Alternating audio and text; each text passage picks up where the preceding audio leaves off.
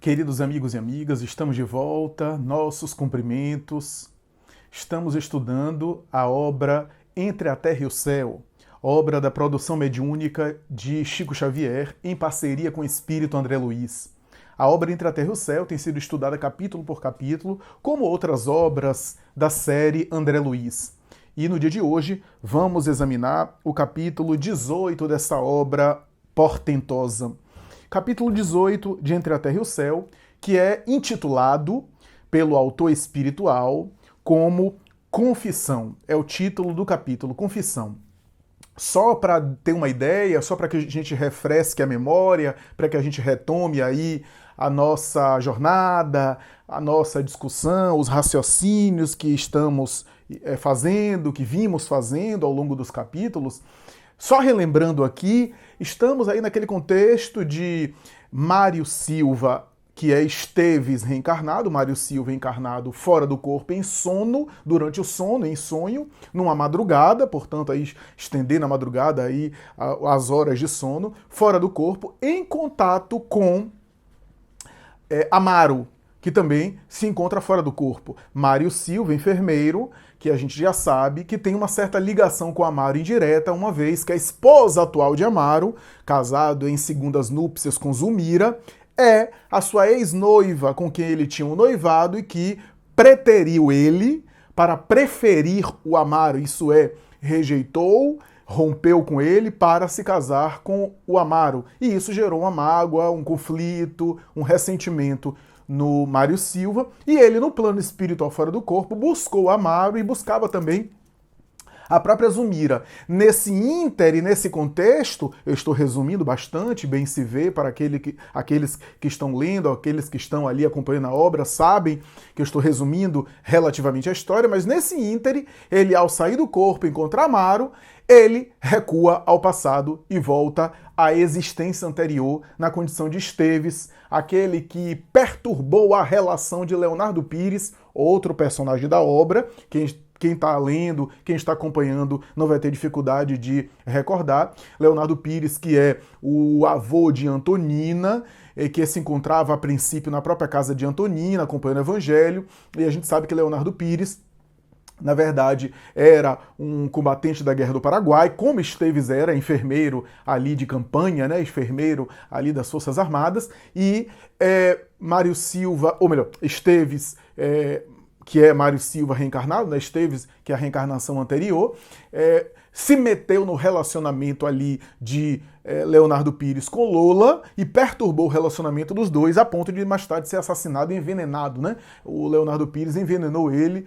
numa situação ali dolorosa, ele desencarnou com revolta. Leonardo Pires já foi auxiliado, a gente já viu ele sendo auxiliado, já viu esse contato de Mário Silva / Esteves, né? Na personagem de Esteves com Leonardo Pires, esse encontro, esse diálogo, essa espécie de doutrinação, sempre amparado pelos benfeitores espirituais. Só que a história prosseguiu no capítulo passado, quando a gente viu o relato de Esteves, ou seja, Mário Silva fora do corpo, que voltou à reencarnação de Esteves, o relato dele, da história dele. Ele se meteu no relacionamento de Leonardo, mas ele vinha com dores, vinha com muitos problemas, e com uma grande decepção. E aí, atormentado e angustiado, muitas vezes o sujeito, quando não tem valor moral, força moral, estrutura moral, empenho, em vez de ele aprender com o sofrimento e amadurecer com ele se revolta e acaba, inclusive, produzindo sofrimento nos outros como uma espécie de vingança, que foi o que ele fez. Como ele teve uma decepção amorosa, ele quis perturbar a vida de Leonardo Pires e deu motivo de ser assassinado daquela forma. Ele perturbou a vida de Leonardo Pires, se metendo naquele relacionamento, estabelecendo uma espécie de triângulo amoroso e acabou desencarnando envenenado por uma situação que ele também deu motivo, né? Que ele também tem responsabilidade. Mas aí a gente viu no capítulo passado Mário Silva fora do corpo, já na personagem da reencarnação anterior, Esteves, relatando, portanto, todo esse drama, essa situação e a situação dele. E a gente vê que tem também o lado dele, tem também a perspectiva dele. E quando ele vê Amaro fora do corpo, ele começa a acusar Amaro das coisas da encarnação atual, como Esteves, né? Mas, ao olhar Amaro, ele também lembra que Amaro estava naquela situação como o personagem Armando, né? E a gente vai contar isso daqui, a gente contou já no vídeo anterior, que é o relato de Esteves quando fala que ele era casado, ou melhor, ele tinha um relacionamento com uma mulher chamada Lina Flores e tinha dois amigos que eram amigos do casal. E ele, como ia para a guerra, não sabia se ia sobreviver, pediu para os amigos que não iam para a guerra para estabelecer, ter contato com Lina periodicamente, e se por acaso ele morresse na guerra, que esses amigos iriam avisar a Lina, né? Embora o combatente da guerra, um homem em campanha, né, na guerra não pode se casar, ele conseguiu, através de relações que ele tinha, inclusive com o padre da região, e conseguiu casar antes de ir para a guerra. Então estava casado com ela, foi para a guerra, etc. Voltou e foi aquela festa, ele sobreviveu, as batalhas, etc. E aqueles dois amigos ficaram amigos queridos do casal, só que ambos sentiram-se também sensibilizados e atraídos amorosamente por Lina Flores.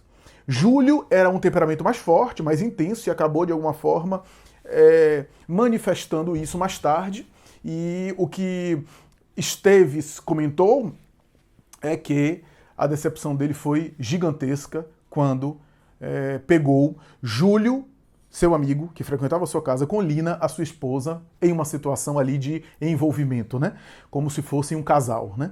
E aquilo foi terrível, e a própria Lina disse que não tinha afeto por ele, por Esteves, que só havia casado com ele como opção, mas que não tinha realmente afetividade por ele. Aquilo foi terrível, devastou ele, e mais tarde ele se afastou. Depois tomou conhecimento que o Júlio, mais tarde, foi traído pelo amigo Armando. Armando acabou se envolvendo também com Lina, Lina se envolveu com Armando, que é o outro amigo do casal inicial, Esteves e Lina. Mas Júlio, em vez de sofrer o que sofreu Esteves e seguir a vida adiante, suicidou-se, né? Primeiro tomou alguns medicamentos, e aí foi salvo, mas ficou com sequelas no esôfago, no estômago, com dores. E em vez de aproveitar a experiência para aprender, para crescer e para renovar sua vida, optou mais tarde por se jogar num rio, no mar, no oceano, não me lembro, e acabou morrendo afogado. Esse foi o relato de Esteves, que olhava para Amaro e começava a acusá-lo, dizendo que percebia que se tratava de Armando, o terceiro amigo, né, o amigo que ficou por fim com a Lina, e começou a vociferar, começou a acusá-lo intempestivamente, começou a atacá-lo de maneira contundente e agressiva. E aí, em determinado momento, Clarencio disse assim: agora vamos ouvir o relato do Armando. Amaro, marido de Zulmira, diante daquelas acusações e daquelas investidas, daquelas intervenções, aquilo funcionou como um processo de apelo e de indução hipnótica, e ele também se sentiu levado ao passado e se transfigurou e já se apresentava na aparência, na fisionomia da encarnação anterior, que era de Armando, e ele começa a confessar. Por isso que esse capítulo é confissão. É o relato, na verdade, do Amaro, do Armando, e aqui a gente tem uma questão importante. Quando a gente lê esse capítulo, que é confissão, a gente percebe que uma das questões desse capítulo, um dos elementos desse capítulo, é mostrar que todas as pessoas envolvidas nesses dramas, e na maioria dos dramas, tem o seu lado. Tem o seu lado da história. Vitor Hugo, psicografando por Divaldo Franco, vai dizer que existem 3 verdades. A minha verdade, a verdade do meu adversário e uma terceira verdade que está acima de nós dois. Então, porque o acesso à verdade com V maiúsculo ainda nos é interditado, ainda nos é impossível alcançar a verdade absoluta, a verdade integral. A gente sempre tem parcelas de verdade, de acordo com a nossa perspectiva, de acordo com aquilo que a gente pôde perceber, pôde avaliar, pôde assimilar, né, aspectos parciais da verdade, de acordo com os nossos filtros emocionais, com aquilo que a gente entendeu da história, com partes da história, porque a gente não consegue abarcar tudo, né? Então, nós vemos nesse capítulo Confissões um pouco desse relato do Armando, e a gente vê o lado dele da história, né? A perspectiva dele da história, que também tem um lado dele. Todos ali têm erros e todos têm virtudes. O que é interessante nessa obra é mostrar essas lutas humanas parecidas com as nossas. Porque nesse cenário aí não existem espíritos santificados.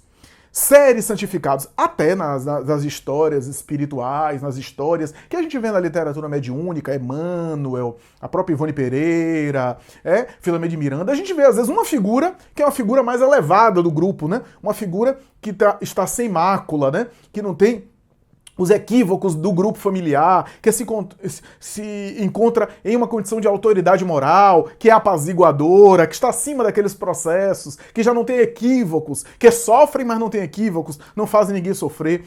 Mas esses são casos excepcionais, são casos à parte. Na maioria dos dramas humanos, daqueles espíritos que estamos reencarnando sucessivamente, repetindo as experiências do passado, quase sempre nós carregamos todos uma parcela de responsabilidade, carregamos os equívocos e parte da responsabilidade daqueles processos, então não há ninguém que seja apenas uma vítima e outro algoz. E aqui a gente tem isso claramente no relato do Armando, né?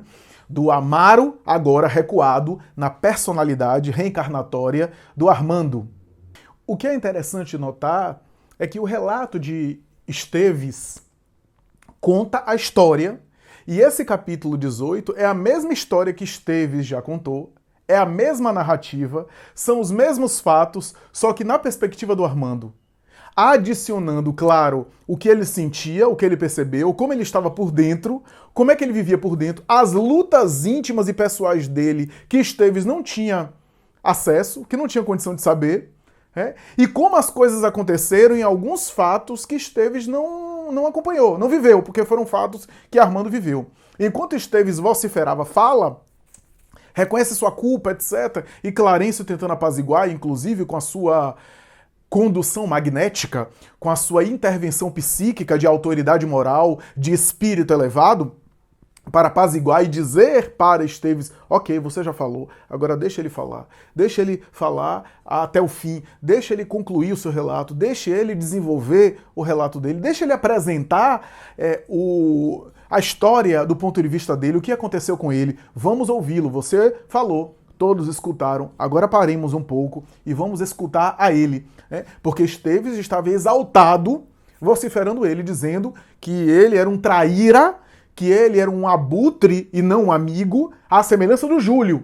Só que Júlio não teve forças morais para aguentar a traição dele, assim como Júlio traiu ele, Esteves, e ele levou adiante. Júlio não teve forças morais e se suicidou.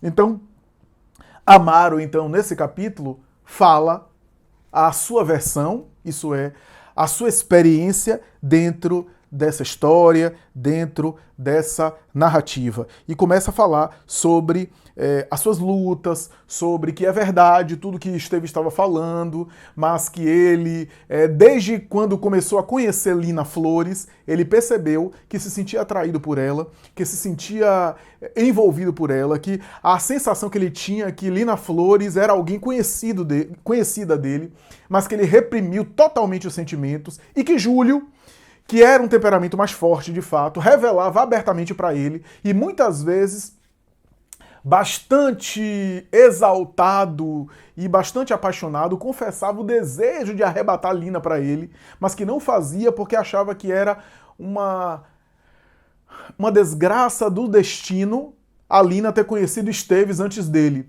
Mas que se houvesse oportunidade, ele queria a Lina para ele. E muitas vezes Júlio confessava isso para Armando, que ouvia, que era confidente de Júlio, e que tentava dizer para que ele refreasse aqueles impulsos, que ele procurasse canalizar isso para outra área, porque ele conhecesse uma outra pessoa, que ele tentasse, de alguma forma ali, amainar aqueles ânimos, né? Muitas vezes ele foi confidente do Júlio.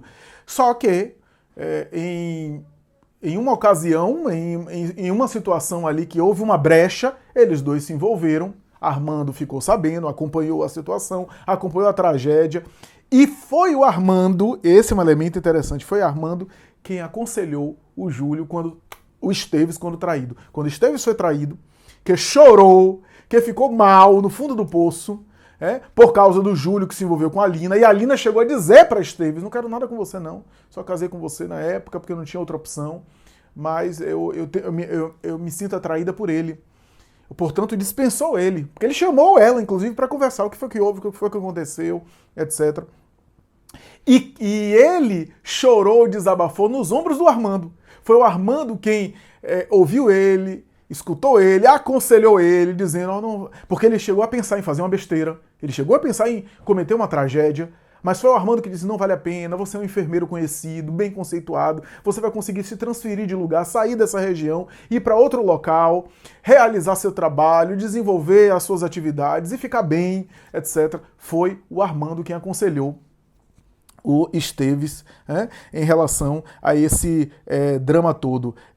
E aí o Armando conta que, apesar de ser confidente, de ser alguém que escutava muito o Júlio e que se tornou amigo do casal, o Júlio agora com a Lina, né, envolvido com a Lina, casado, eu nem sei se pode dizer casado oficialmente, casado estava, porque do ponto de vista espírita, espiritual, uma relação a dois de convivência, onde há algum vínculo afetivo e coabitação e união dos sexos, do ponto de vista espírita é casamento. Mas do ponto de vista legal, do ponto de vista civil, do ponto de vista da legislação da época, eu nem sei se era realmente casamento, porque eu não sei se já na época, provavelmente não, havia possibilidade de desfazer os laços matrimoniais. Como o Esteves havia casado com Lina na igreja, que tinha ali poder, né?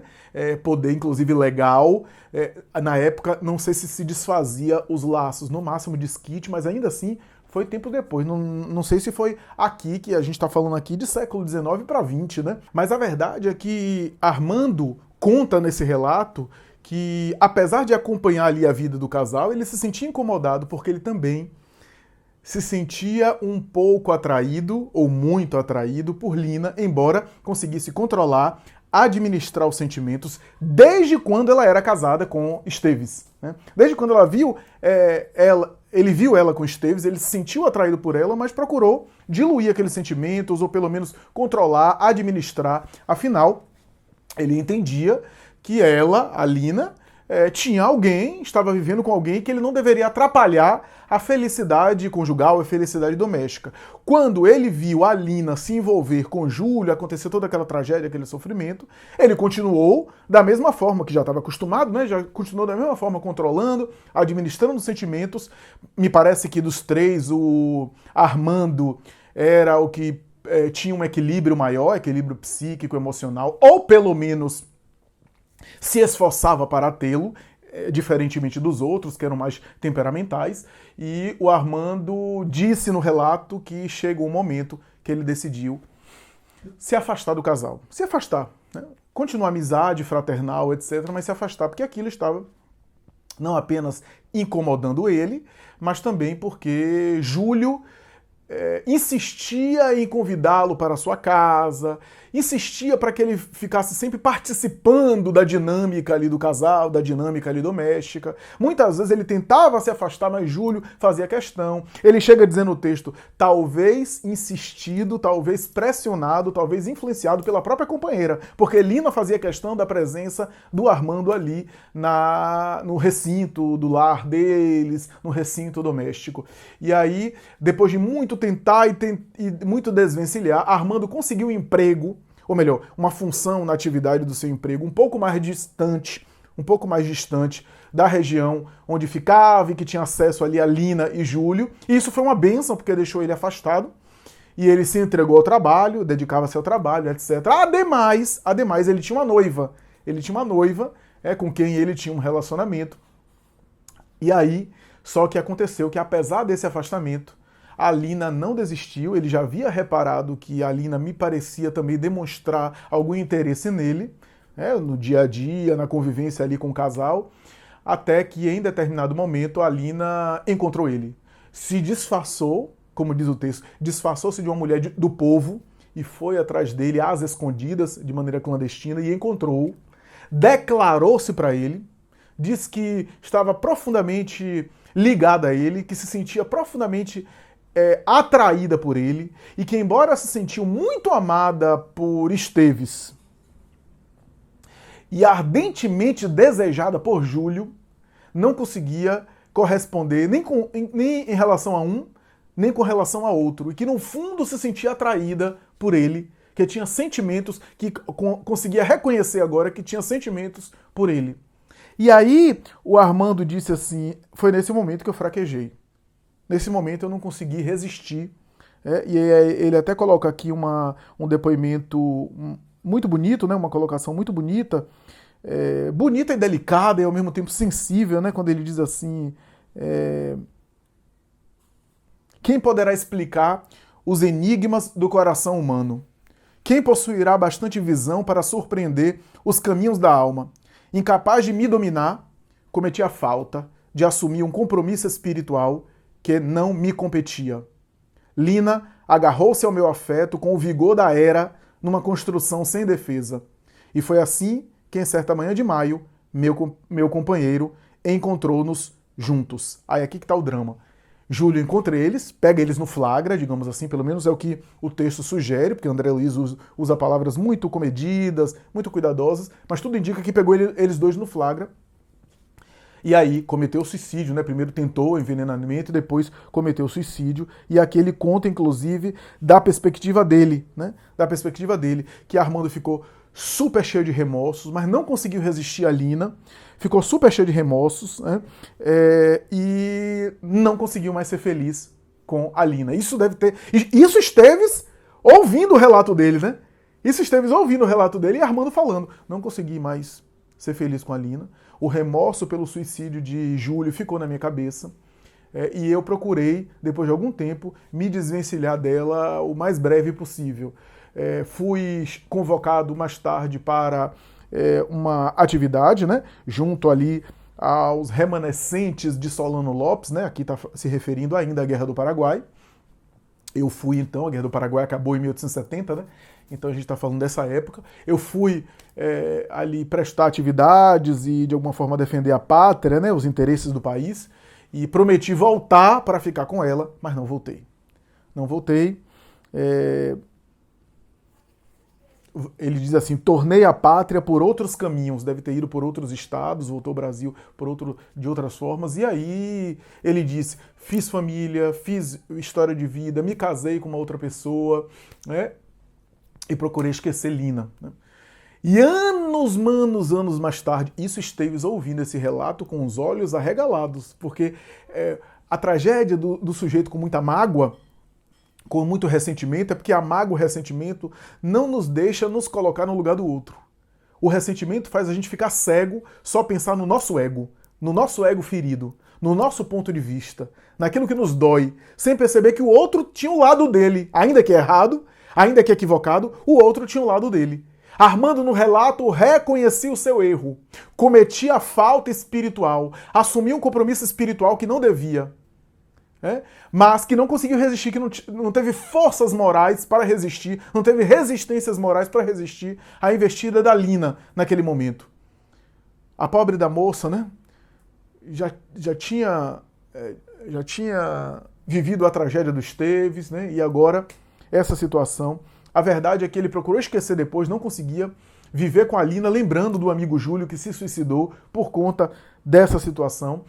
Viveu no Rio de Janeiro, casou, foi feliz. Ele diz, eu fui feliz no casamento, etc. E um dia chuvoso, que eu estava no teatro, ele fala, eu estava no teatro com minha esposa, a gente havia visto um espetáculo, saindo, sendo conduzido pela carruagem, eu vi uma mulher na rua precisando de socorro. Estava de noite, a chuva muito forte, eu pedi para o guia da carruagem, né, quem estava à frente da carruagem, eu estou falando aqui de uma condução de cavalos, né? Uma condução movida por animais, né? E aí sugeriu para que ele fosse adiante, minha esposa foi para casa e eu fui ajudar aquela pobre mulher ali, jogada na sarjeta, uma mulher provavelmente uma mendiga pelo aspecto, e quando eu amparei ela e comecei a cuidar dela e decidi levá-la a uma casa de assistência, a um local para ser, de alguma forma, tratada, uma espécie de hospital, uma casa de misericórdia, né? Que ela pudesse ser internada e assim por diante. Durante o socorro, ajudado inclusive por guardas populares, guardas civis, eu pude ver quem era a criatura. embriagada. Ele diz assim, com o ventre rasgado a se esvair em sangue. A gente não sabe aqui se se trata de um aborto, né? Se a mulher cometeu um aborto, estava com o ventre, ou então era alguma outra coisa, né? Alguma doença, algum problema do estômago, ou algum tipo de violência, tomou uma facada, sei lá. A gente não sabe, André Luiz não entra no mérito, mas a princípio, quando eu li, me veio essa dúvida, né? Fiquei pensando, que ventre rasgado a se esvair em sangue. Será que era o abdômen que estava rasgado?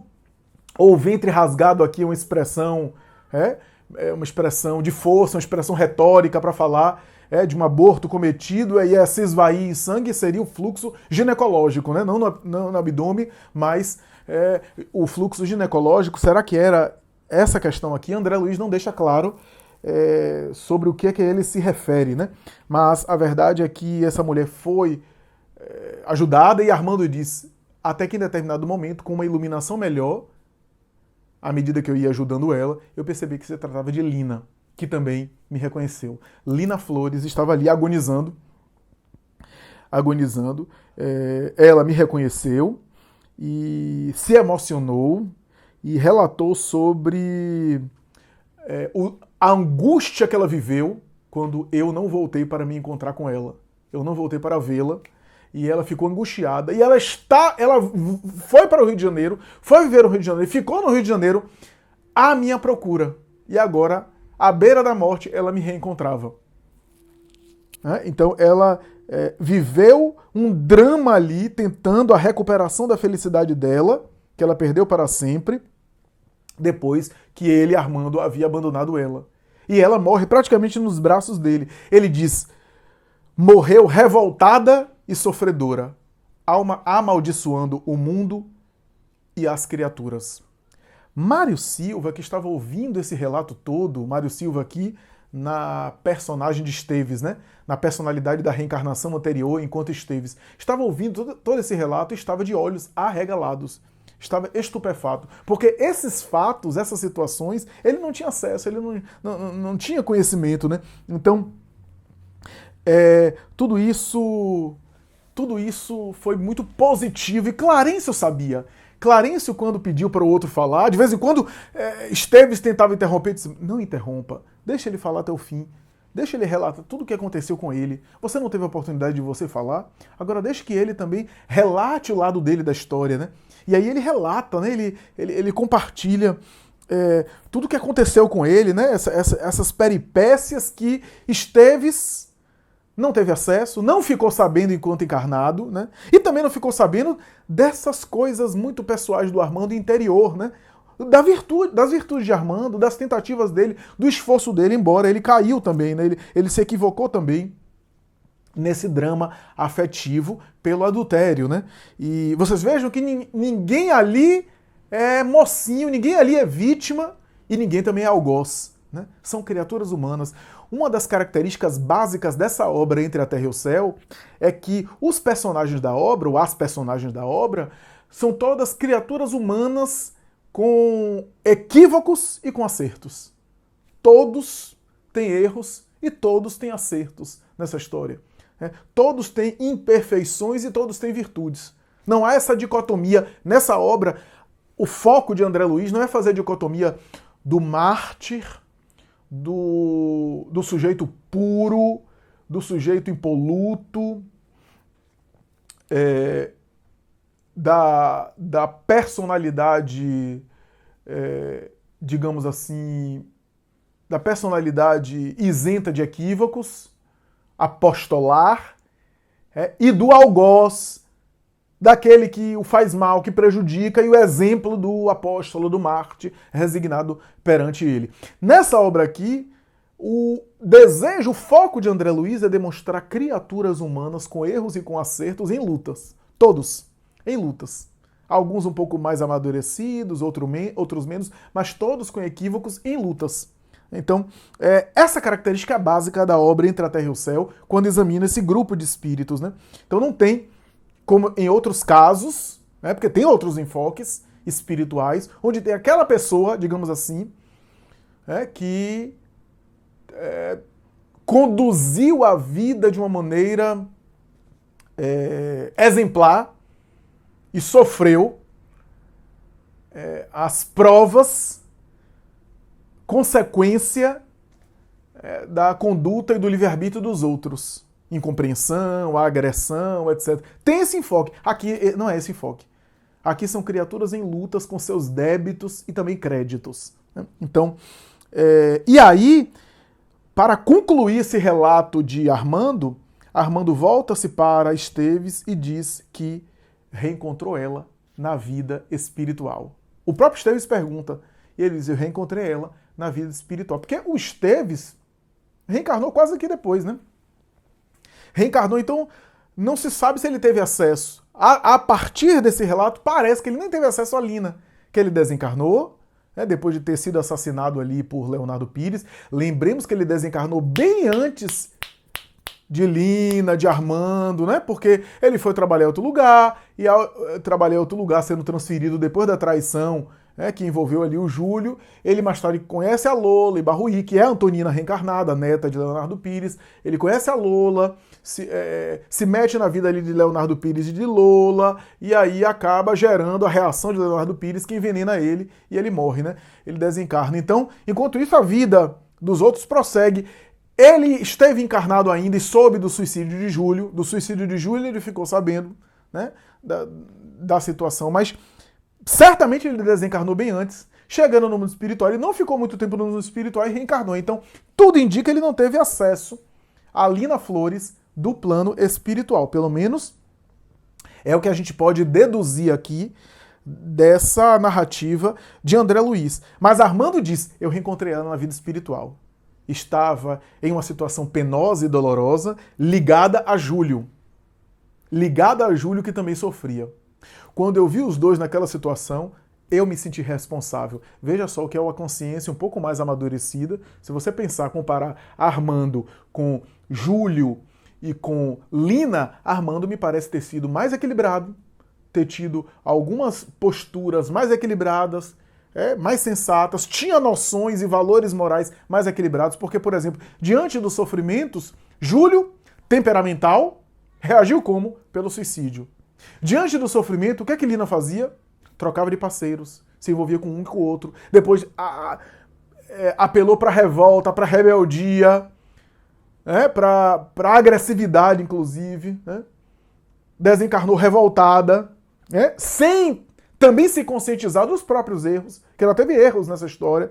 Então, veja que são duas criaturas um pouco mais imaturas. Armando não.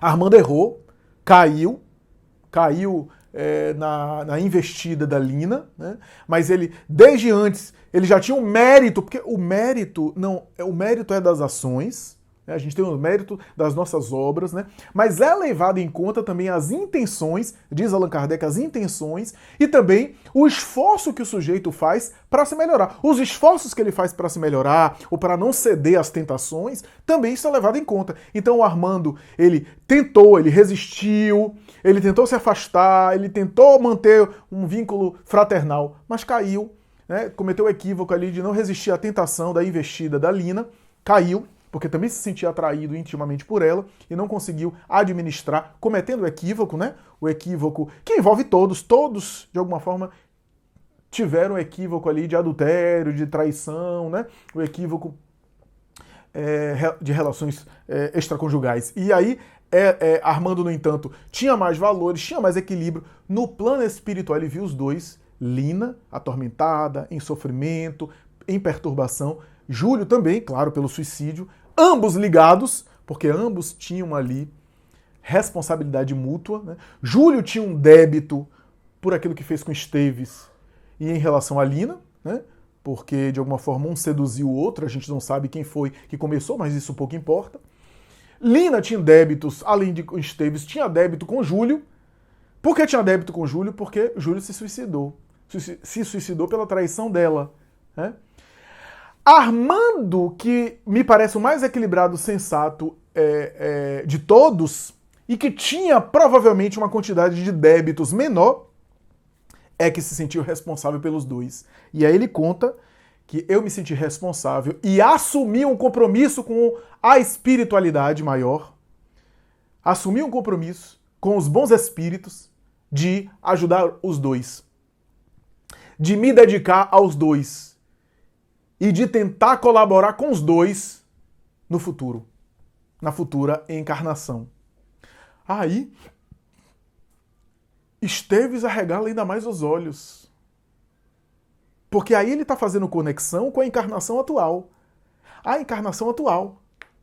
Aqui ele está fazendo conexão com o que acontece com Armando, reencarnado como Amaro, na encarnação atual. E aí você já pode deduzir, já pode imaginar, eu vou dar até um spoiler aqui, mas é inevitável, que ali na Flores é a própria Zulmira, né? Zulmira, que era noiva de Esteves, de Mário Silva, né? Esteves no passado, Mário Silva, e que casou com Amaro. E aí, quando ele fala isso, que ele assumiu o compromisso de ajudá-los, o que é que ele está querendo dizer com isso? Ele está querendo dizer que talvez a ligação dele na encarnação atual de Amaro com Zulmira foi algo que foi assumido em programação reencarnatória. Agora veja que coisa interessante. Amaro tinha maior sensibilidade, tinha melhores valores, tinha menos débitos, provavelmente, embora eu não saiba, a gente não pode afiançar com certeza, porque não tem a ficha espiritual dele, isso só os benfeitores maiores, mas tudo indica que tinha menos débitos. No entanto, ele se sente responsável pelos dois.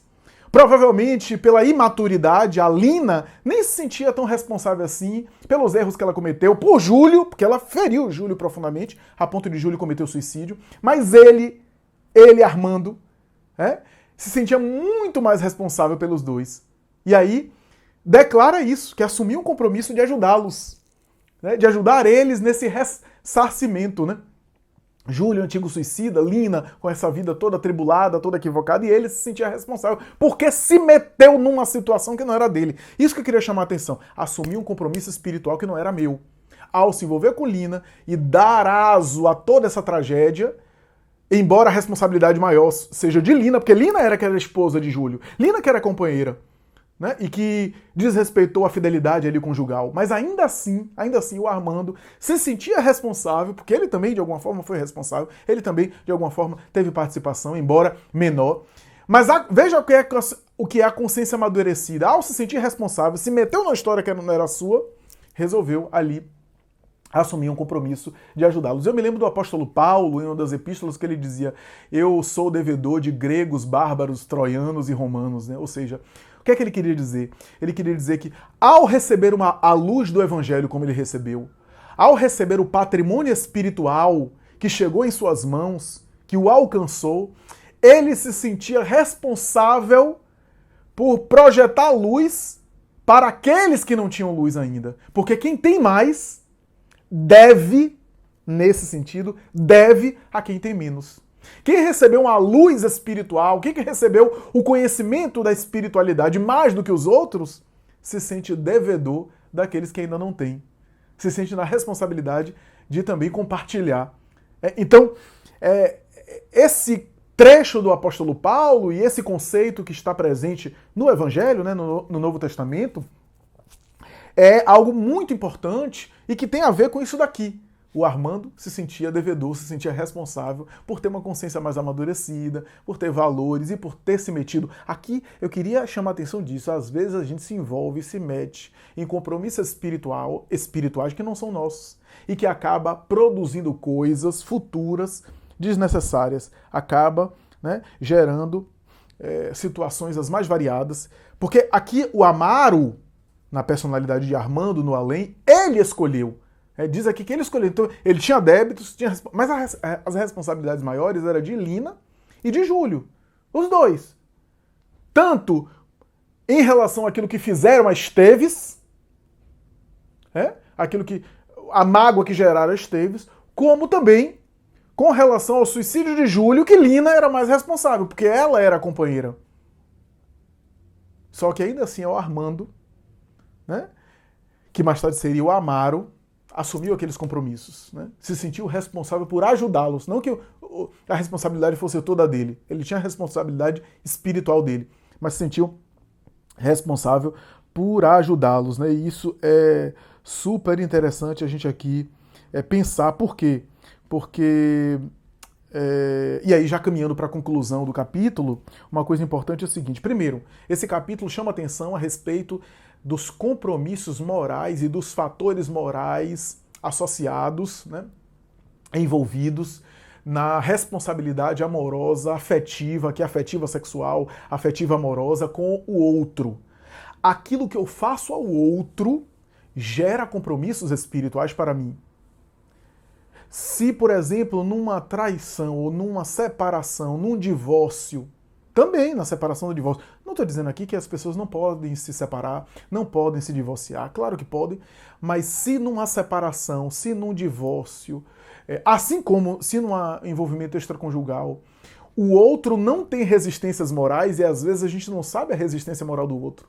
A gente não sabe até onde o outro pode suportar. Se o outro deprime, se o outro adoece, se o outro morre de angústia, ou se o outro opta pelo suicídio, é claro que eu não tenho responsabilidade pelo suicídio que o outro cometeu.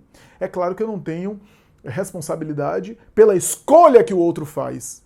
Mas se o outro fez isso, escolha dele, ele que vai ter que se responsabilizar, porque nós somos responsáveis por aquilo que fazemos. Mas se o outro fez aquilo motivado por um sofrimento que eu lhe impus, que eu lhe provoquei, eu tenho uma responsabilidade indireta. Eu tenho pelo menos uma corresponsabilidade, uma responsabilidade indireta, uma parcela nessa história. Uma parcela nessa história. Claro que a responsabilidade de se suicidar do outro pesa sobre ele muito. Mas eu se motivei, se desencadeei por uma situação sofrida, por uma aflição.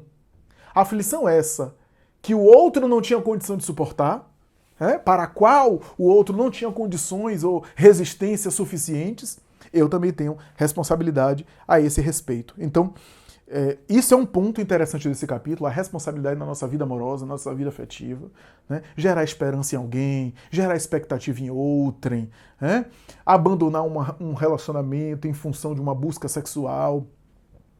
Depois, isso pode gerar um novelo, uma trama, um balaio tão difícil depois de sair.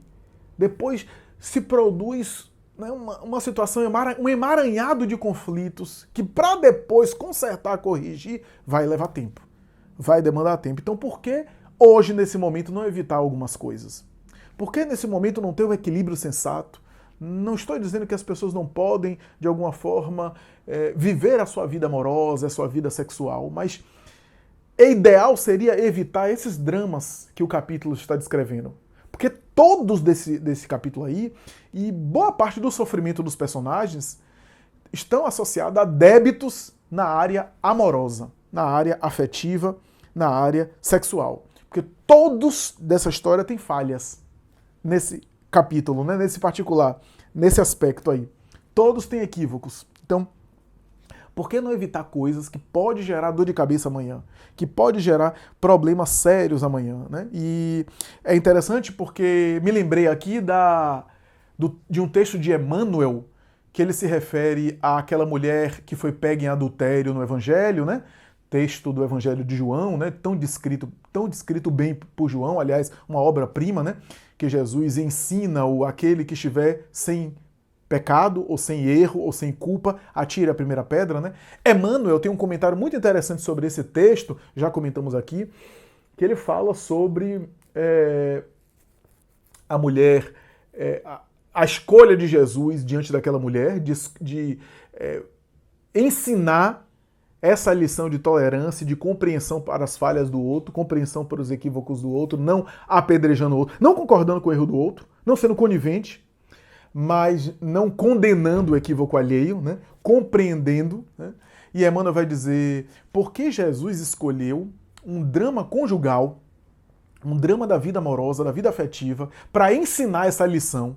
Tantas ocasiões ele teve, tantos contextos ele teve para ensinar isso. Mas por que ele escolheu justamente aquele drama de adultério, aquele drama conjugal daquela mulher que foi arrastada ali ao cenário público por homens, porque ela foi pega em adultério? Por que Jesus escolheu justamente esse problema, essa questão, para ensinar essa lição tão imortal? E Emmanuel vai dizer, Porque, primeiro, se trata de uma questão de vida íntima, de uma vida amorosa, de uma vida privada, que não diz respeito a ninguém, que ninguém deveria se meter. Essa é a primeira lição. A lição do Evangelho de não atire a primeira pedra é uma lição também de que nos dramas da vida conjugal, nos equívocos amorosos que dizem respeito aos parceiros, ou até de família, familiares, que a gente não deveria interferir, que a gente não deveria se intrometer, que a gente não deveria ali assumir a responsabilidade, nem condenar ninguém. Esse é o primeiro ponto, esse é o primeiro chamamento. E o segundo ponto, Emmanuel vai dizer de maneira bela, porque aquela mulher, Jesus quis escolher aquela mulher como sendo o símbolo da humanidade toda. E aí ele termina o capítulo dizendo: ninguém, nenhum espírito reencarnado na Terra, que não tenha equívocos variados e múltiplos na área afetivo-amorosa sexual. Todos os espíritos. Se a gente não tem equívocos nesta encarnação, se a gente não tem erros nesta encarnação, diz Emmanuel, com certeza, todos têm equívocos nessa área em múltiplas reencarnações, em inúmeras existências pretéritas. Então, essa é a lição de Jesus.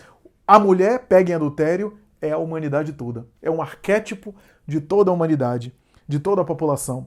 Então, é interessante isso, porque todos temos falhas nessa área, mas por que não evitar? O capítulo é um alerta para isso. Todos os personagens que meteram o pé na jaca, isso é, que escorregaram legal nessa área afetiva, depois tiveram desdobramentos e consequências para a vida espiritual e para as próximas encarnações.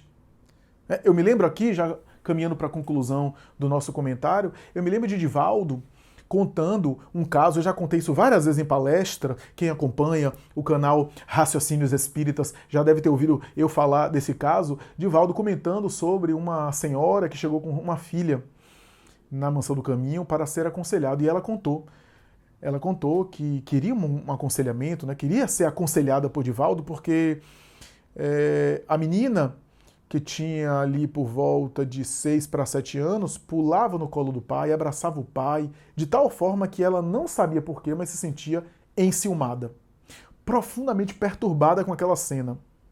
De tal forma que o pai também correspondia à menina, e na fantasia da mãe, passava inclusive ideias de que, de repente, o pai se sentia estimulado sexualmente, e que ambos, olha só como a mãe via, dada ali a cegueira do ciúme, a paixão desordenada, né? Que é um pouco do que a gente viu aqui no começo da obra de Zumira com o filhinho de Amaro que desencarnou, né? E o que aconteceu com aquele ciúme, com aquela tragédia, né? E aí, Divaldo conta, né, que a mulher dizia, até que eu comecei a tomar ódio da minha filha. E um dia estava dando banho nela, ela virou e disse assim: eu sei que você não gosta de mim. Eu vejo o drama de outra encarnação. Eu sei que você não gosta de mim. Por que a senhora não gosta? Ela disse: eu fui tomada de um susto, de um impacto com aquela, como se ela tivesse me descoberto, como se ela tivesse me identificado, que eu peguei o pescoço dela na banheira e comecei a afogá-la. E ela se debatendo e eu afogando, até que ela foi perdendo a consciência, perdendo. E quando eu percebi, alguma coisa me deu um átimo, né, um lampejo de consciência. Eu retirei aquilo, ela saiu, e quando ela conseguiu voltar, recobrar a capacidade de falar, a possibilidade de falar, ela disse: quando meu pai chegar, ele vai saber que você tentou me matar. Correu para os braços do pai, se jogou nos braços do pai, e o pai pediu divórcio. Estava requerendo, junto ao juiz da causa, a guarda integral da menina. Veja que cena. Que cena, que situação. Divaldo disse: eu não sabia o que dizer para ela. O que é que eu ia dizer numa situação dessa? Que conselho eu poderia dar? Até que Dr. Bezerra de Menezes me apareceu. Ao meu lado ali, me apareceu. Diante de mim estava ela, a mulher, a filha. E o Dr. Bezerra me apareceu. E disse: meu filho, a esposa de hoje foi a amante de ontem. A esposa de hoje foi a amante de ontem. E a filha de hoje foi a esposa traída do passado. A esposa traída voltou como filha. E a amante voltou, reencarnou como esposa. Para tentarem dessa forma sublimar os sentimentos, porque esse conflito é antigo. Fale para ela para mudar com a filha. Que ela desenvolva afeto pela menina. Que ela converse com a menina enquanto ela estiver dormindo. E Divaldo contou que aconselhou, etc. E que ela fez e conseguiu superar aquele drama de uma outra encarnação. Veja só. Conversando com a menina depois bloqueou essa memória infantil. Tornou-se grande afeto da mãe. As duas se tornaram grandes amigas e sublimou um drama do passado que poderia gerar uma tragédia na vida atual. Reconciliou-se com o marido, voltaram, recuperaram ali a relação e voltaram a ficar bem. Né? Mas Divaldo dizia, eu aqui na sua frente, a menina não estava, né? A menina estava afastada, né? Não estava ali recebendo atendimento. Eu aqui na sua frente, conversando com você, eu amo minha filha. Mas ao mesmo tempo, eu odeio também ela. De vez em quando vem um ódio dela, vem uma situação de querer mal a ela, como se ela fosse roubar o meu marido. Então veja o drama de outra encarnação repercutindo nessa.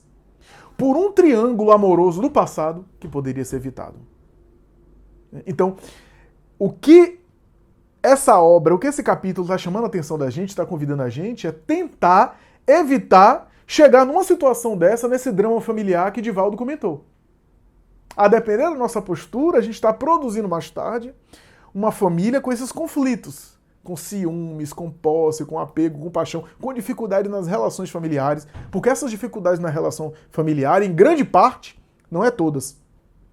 Não podemos dizer que é uma causa única dos conflitos familiares. Mas em grande parte, os conflitos familiares, alguns, nas relações familiares, têm a ver com casos sexuais, com casos passionais, com relações tumultuadas e perturbadoras do ponto de vista afetivo, erótico, sexual, de reencarnações anteriores, de existências passadas. Então, estejamos atentos, tenhamos cuidado com isso, esse cuidado, e o capítulo acaba com Mário Silva, na personagem de Esteves, gritando por Júlio. Júlio! Júlio! Júlio! Quer dizer, evocando a figura de Júlio, que pode ser que nos próximos capítulos a gente veja ele comparecer ao cenário, para dialogar. Vamos ver se isso acontece. Mas a verdade é que o capítulo encerra com o Mário Silva, o Esteves, na figura de Esteves, chamando sem parar e repetidamente a presença do Júlio. O Júlio, que é um dos personagens desse cenário. Aí você vê, eu até recomendo quem está acompanhando assiduamente que anote o nome dos personagens, que anote para não esquecer, porque é muito intricado, São vários personagens, são mais de uma família, envolvida ali, mas que no fundo está todo mundo conectado. Esse drama aí está todo mundo conectado, está intricado esse processo, e a gente vê que a justiça divina é perfeita, que o processo da reencarnação, da lei de causa e efeito, o processo dos reajustes, do passado. E aí o Mário Silva, melhor dizendo, o Esteves ali, que era o Mário Silva fora do corpo, começa a compreender o processo. Começa a entender que todo o drama do passado está se refletindo agora. E algumas coisas da sua história com Lina, com Júlio e com Armando, algumas coisas lá estão se repetindo nessa encarnação, com as personagens atuais.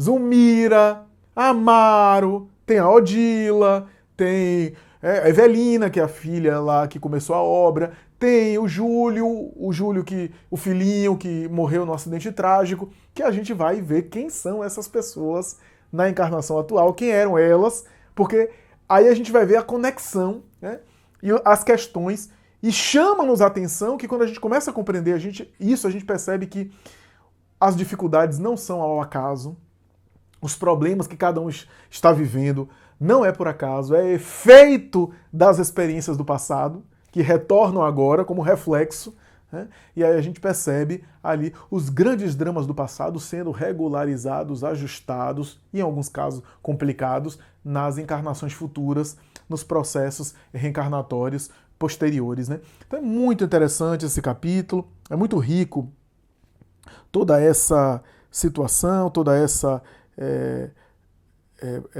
problemática, toda essa questão, que a gente está vivendo aqui nesse capítulo 19, capítulo rico, capítulo que também nos chama a atenção pelo ponto de vista, né, pelo lado do outro, né? A gente tem que, quando a gente estiver magoado, etc., a gente tem que fazer o esforço de tentar entender que o outro tem um lado dele, ainda que totalmente equivocado, que tem também a perspectiva dele, que também tem um outro lado que a gente não conhece, que a gente nunca para se colocar no lugar do outro e tentar entender o ponto de vista do outro, né? Que é um pouco desse cenário que está acontecendo aqui.